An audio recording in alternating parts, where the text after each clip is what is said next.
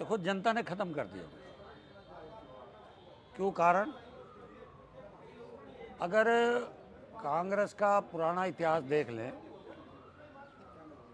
जब श्रीमती इंदिरा गांधी देश की प्रधानमंत्री होती थी, देश की नेता थी कांग्रेस की, तो हरियाणा में कभी भी किसी को 5 साल पूरे नहीं दिए उन्होंने। 2.5 साल बंसीलाल मुख्यमंत्री होते थे, 2.5 साल चौधरी भजनलाल जी, या 2.5 साल चौधरी भजनलाल जी होते थे, या 2.5 साल चौधरी बंसीलाल जी। पूरा समय 5 साल कभी नहीं दिया। परंतु जैसे ही सोनिया गांधी के हाथ में डोर आई, 2005 में कांग्रेस को 67 सीटें मिली। उस समय के अध्यक्ष थे चौधरी भजनलाल जी, परंतु मुख्यमंत्री बनाया चौधरी भूपेंद्र सिंह हुड्डा को।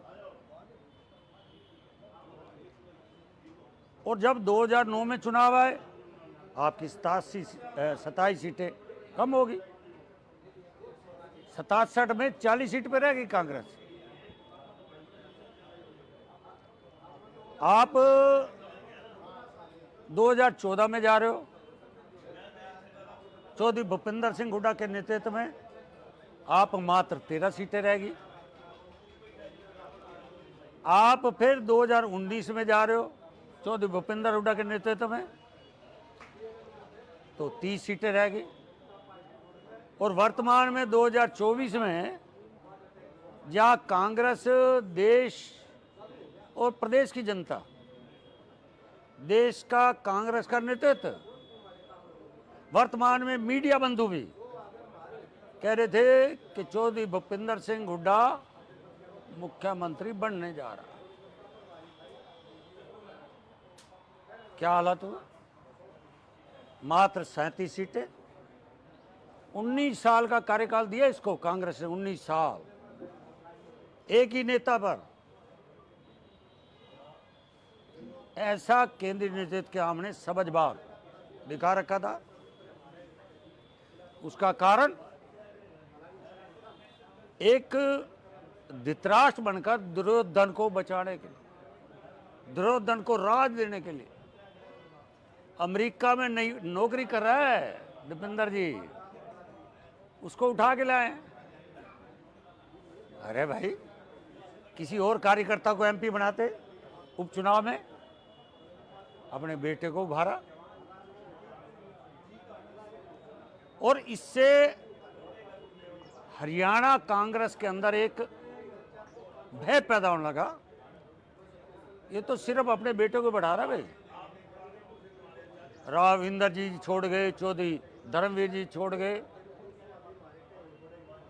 किरण चौधरी छोड़ गई, कुलदीप बिश्नोई छोड़ गया, चंद्रमोहन उसका डिप्टी मुख्यमंत्री बना रखा था, उसकी हालत चिंताजनक कराई, अशोक तंवर की गर्दन तोड़ी, कुमारी शैलजा दलित, उसके साथ क्या, हालांकि उनकी पार्टी का अंदरूनी मामला है, परंतु जनता तो देखती है ना। और जनता देखती है, मैं भी एक जनता का निवासी होने के नाते, विचार मेरे अलग हो सकते हैं, मैं हरियाणा का निवासी होने के नाते वर्तमान में चित्र तो पेश करना मुझे बताना पड़ेगा। सिर्फ अपने बेटे के चप पर पूरी कांग्रेस ने डबो दी। 19 साल। और फिर एक जाति की बात कर रहा है। एक जाति की बात करता हुआ ये व्यक्ति सारे समाज में इसने घृणा पैदा कराई। राजनीतिक छत्ती बिरादी की होती है। मुख्यमंत्री बन गया, ताल कटोरा में क्या बोल रहे आप? मैं मुख्यमंत्री बाद में हूं, पहले मैं उस जाति का हूं। उसके बाद क्या हाल हो रहा आपका? जनता नकार रही है आपको। बिल्कुल जाति की बात करना, जाति की बात के अंदर हरियाणा में जो 2016 घटना घटी, जाट आरक्षण में, किसानों का आंदोलन और खिलाड़ियों के कंधे पर बंदूक रखकर एक माहौल पैदा, अराजकता का माहौल पैदा करने की कोशिश करी, जिससे हरियाणा की जनता समझ गई। इसलिए आज हरियाणा ने नकार दिया इसको। परंतु रोहतक को झज्जर में इन्होंने सीटें जीती है, वो भी हार गए थे ये। मनीष ग्रोवर को ये कह रहे थे 25,000 वोटों से हारेगा। बूथ पे एजेंट नहीं मिलेगा। 5 दिन जो बस चली थी हरियाणा में हिसाब मांगने, वो हिसाब मांगते मांगते बाकी जिलों ने उसको ठेंगा दिखा दिया। आके रोहतक में खड़ा हो गया डी पार्क के पास। पूंजीपतियों को धमकाया गया, उद्योगपतियों को धमकाया गया। एक पूंजीपति ने तो यहां तक कह दिया ये मुख्यमंत्री बनने वाला है। उसने तो घोषणा ही कर दी थी पूंजीपति ने। इसलिए रोहतक की जनता फिर भी नहीं डरी इससे। लास्ट राउंड में हारा मैं, सिर्फ लास्ट राउंड में 1000 वोट, 15 राउंड में, 14 राउंड में सिर्फ 2 वोटों पे था। इसलिए रोहतक की जनता को इसने धमकाया, लालच दिया गया। किसी को डीएसपी लगा दूंगा, किसी को जेई लगा दूंगा, किसी को मास्टर बना दूंगा, किसी को पीजीआई का वीसी बना दूंगा, किसी को एमडी यूनिवर्सिटी का रजिस्ट्रार बना दूंगा। ऐसा सबजबाज दिखाया गया। इसलिए रोहतक की जनता आज महसूस कर रही है कि हमारे से गलती हुई है।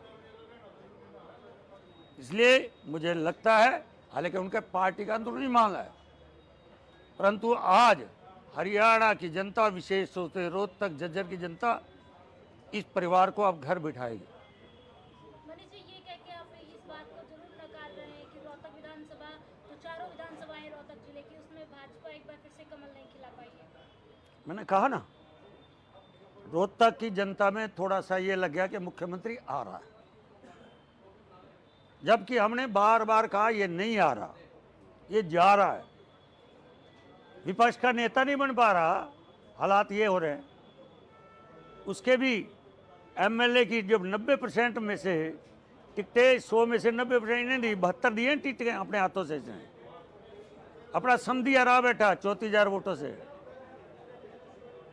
अपनी ससुराल हरा बैठा खरगोदा। ये हालात है। मनीष जी, अभी भी रोहतक में जो है समस्याएं देखने को मिल रही है, क्या आप अभी भी उनके लिए कार्य? देखो, मैं भारतीय जनता पार्टी का एक कार्यकर्ता हूं। 1971 की जनसंघ यात्रा से निकला हूं, बूथ की पर्चियां बांटता था। आज मैं भारतीय जनता पार्टी का एक कार्यकर्ता हूं। संगठन जो मुझे काम देगा वो करूंगा। मेरे दरवाजे घर के भी और दफ्तर के खुले हैं। जब भी कोई आएगा उसके लिए मैं सेवा करूंगा। मनीष जी, लोकसभा के इलेक्शन के समय भी और विधानसभा के इलेक्शन में भी कुछ कर्मचारी और कुछ ठेकेदार पब्लिक को परेशान करने के लिए कुछ ऐसे कार्य कर रहे थे। ऐसा जरूर हमने आपके चैनल के माध्यम से भी मैं खुली कह रहा हूँ, अगर आपके पास कोई रिकॉर्डिंग हो हमें दे देना, चुप करके आपका नाम मत आए। और हमारे पास भी रिकॉर्ड आ चुके हैं। जिस कर्मचारी ने, जिस अधिकारी ने, उधर रिजल्ट भी आउट हमें बता रहा था, 300 वोटों से मैं हारा, कर्मचारी के वोटों से हारा। वो कर्मचारियों को लग रहा था भूपेंद्र आ रहा है, भूपेंद्र आ रहा है, भूपेंद्र आ रहा है। इसलिए कर्मचारी भी हमें आ रही उसकी पृष्ठभूमि हम ढूंढ रहे हैं। जिन्होंने ऐसा काम किया है बख्शेंगे नहीं उनको। मनीष जी, आखिरी सवाल यहाँ, कुमारी सैलजा कांग्रेस की दिग्गज हैं, जिस तरह से आप लोग कह रहे हैं कि उनके साथ दलित हैं, ये किया गया, या अशोक तंवर का नाम ले रहे हैं, तो क्या वो अपनी लड़ाई लड़ने के लिए सक्षम नहीं है? क्योंकि उन्होंने कहा है कि आप लोगों को उनकी फिक्र करने की जरूरत नहीं है। नहीं, ऐसा है जी, ये तो वो बता सकते हैं। एक मंत्री की बेटी है, दलित नेता है, वर्तमान में एमपी है, ये उनका पार्टी का मामला है, वो क्या करे क्या नहीं। मैंने तो एक एज ए मतभेद विचारों के होने के बावजूद भी एक हरियाणा का निवासी होने के नाते बता रहा हूँ कि जिस तरह दलितों के प्रति उन्होंने शब्द यूज किए हैं हुड्डा के अहंकार ने, उससे जनता में गुस्सा था। इसलिए किसी को भी हल्के में नहीं लेना चाहिए।